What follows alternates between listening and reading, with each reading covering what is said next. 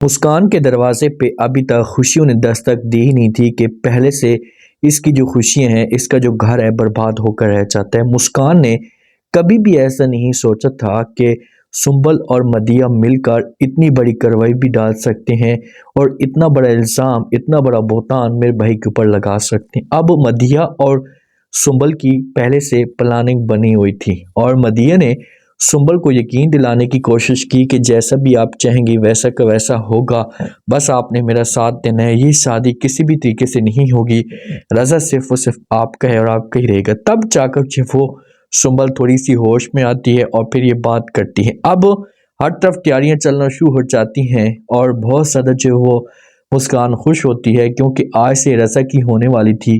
तो इसके पास आती है सुंबल, आकर बात करती है, इसे कहती है कि कितना बड़ा दिन है।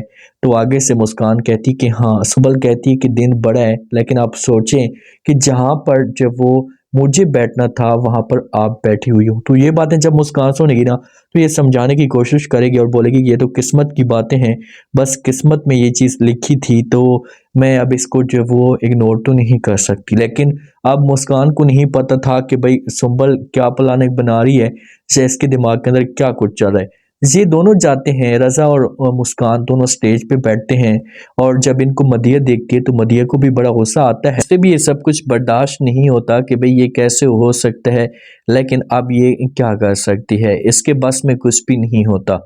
जिसो का जना आशिर जो मुस्कान का भाई है ना, ये जाता है रूम के अंदर या किचन के अंदर, तो इसके पीछे सुंबल भी जाती है और जाकर इसके साथ बात करना शुरू कर देती है। इससे कहती है कि आज बहुत बड़ा जो वो एक बहुतान लगेगा, आप लोगों ने मेरी खुशियां जो वो मुझसे छीनने की कोशिश की हैं, तो हर सूरत में मैं आप लोगों का भी सुकून बर्बाद कर दूंगी। जहाँ से आशिर जाने लगता है, क्योंकि आशिर कुछ शक तो हो जाता है, वो जैसो का यहाँ से जाने लगता है ना, तो सुंबल जो अपना दुपट्टा आशिर के ऊपर फेंक देती है और शोर मचाना शुरू कर देती है कि बचाओ बचाओ। तो आशिर बड़ा हैरान हो जाता है और आशिर ने तो ऐसा नहीं सोचा था। अब सुंबल जबरदस्ती दरवाज़ा खोलती है और यहाँ से भागती है, तो इतने में सारे के सारे घर वाले भी फिर जमा हो जाते हैं।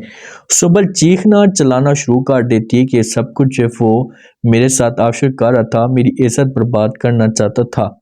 तो जब ये बातें आशिर सुनते हैं तो ये साफ अल्फाज में इनकार कर देते हैं। मदिया बीच में आती है, तो जो आशिर होता है ये मदिया के ऊपर भी गुस्सा करता है कि भाई आप लोगों का ये प्लान था, आप लोग जानबूझकर ये सब कुछ कर रहे हैं। तो मदिया कहती है कि भाई आपका कसूर है, सोच आपकी है और आप इसमें जो कसूरवार मुझे ठहरा रहे हैं।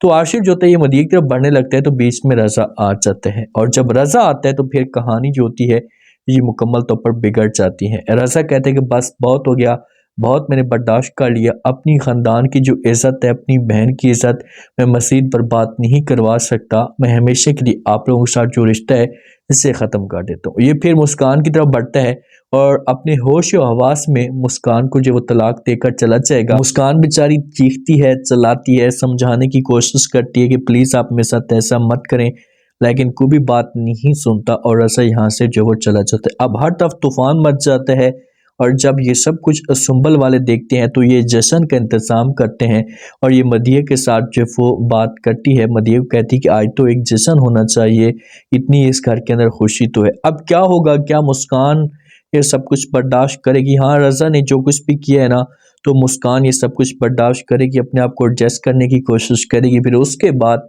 मुस्कान की ज़िंदगी में कोई और आएगा।